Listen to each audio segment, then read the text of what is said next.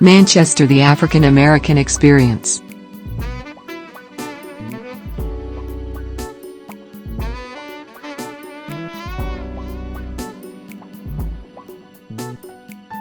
From slavery to self-sufficiency. There can be a little doubt that the realities of life under slavery could, and often did, cause separation of family members and lend a measure of instability to the nuclear slave family. Slavery, at the same time, increased the meaningfulness with which slaves viewed their family relationships. The Pilot newspaper editor Clifton Blue of Vass gives the following names of African Americans in the Manchester community that were enslaved: Caroline Elliott, Nathan Brinkley, Del McIver, Maggie McLean, Mary McNeil, Dave McNeil, Neil McIver, Hetty Hansen, Fred Monroe, William King, John McIver, Sis McNeil, John McNeil, Sam McNeil, and Charlie McNeil.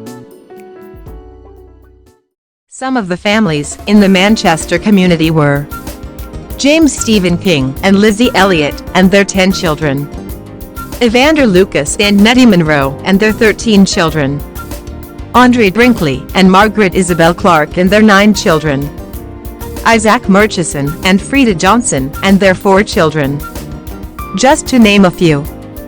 There were numerous African American families within this community that built family compounds, and some of their descendants are still there today. The Manchester community was full of African American entrepreneurs and service providers. One may say this could have been considered a Black Wall Street. Some of the businesses were Athena Lucas Belton Beauty Shop that was located next door to her house, Mr. Scipio Burton, who was a local barber and served as the president of the Spring Lake and Fayetteville local NAACP, and John and Gladys McIver. Mr. John, better known as Big John, was a giving, helpful builder, entrepreneur and a family man. He owned and operated Big John's Corner grocery store. The oral and written histories of many Southern African American churches begin with the Bush Arbor tradition. This tradition can be traced to the religious practices of slaves on southern plantations. Slaves broke the proscription against unsupervised or unauthorized meetings by holding their own services in secret, well-hidden areas usually referred to as hush arbors, brush arbara, or bush arbors. In Manchester, the first church was founded, the Bethlehem Zion Church, also known as the Little Ark. Uncle Jack Murchison built a bush arbor to preach to 2 neighboring plantations, the McDermotts and the Murchison. On November 5, 1903, Williams Chapel was founded and was accepted by the Cape Fear Conference of the United American Free Will Baptist denomination on December 6, 1903. The founders were Thomas and Mindy Jones, Willie King, Stewart, and Duncan Durden. Spring Lake Memorial Baptist Church was founded December 29, 1973 by Mr. John McCoy, Mrs. Inez Dean McCoy, Mr. William McLean and Mr. Joseph McMillan. Manchester Colored School was located on the present site of the Bethlehem Zion Church. Politics as in any community plays an important role. As in the African American community of Manchester, African Americans have served and continue to serve in many roles of local, state and national government. There were 6 African Americans who has served and still serving as the mayor. Billy H. Manning served from 1993 to 1997. Marvin W. Lucas served from 1997 to 2007, who now serves as a state representative for District 42 of Cumberland County, North Carolina. Ethel T. Clark served from 2001 to 2011. Chris B. Ray served from 2011 to 2015. Mr. Larry Dobbins served from 2015 to 2021. Ms. Kia Anthony, who has been currently serving since 2021.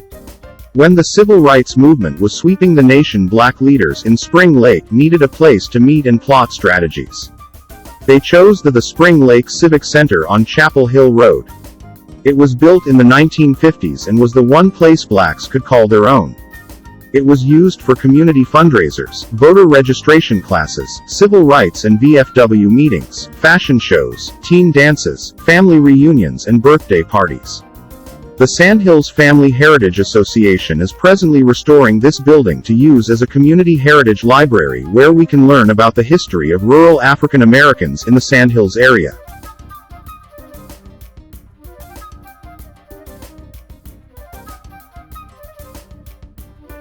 This presentation is a short version of the 50-minute documentary of the African American experience of Manchester, North Carolina. The complete presentation will be available on DVD. On behalf of Mrs. Amy McCrae Jenkins, Founder and Executive Director, Mrs. Janet Brower Chairman of the Board of Directors, we want to thank you for your support. We thank the Fayetteville-Cumberland County Arts Council for making this possible.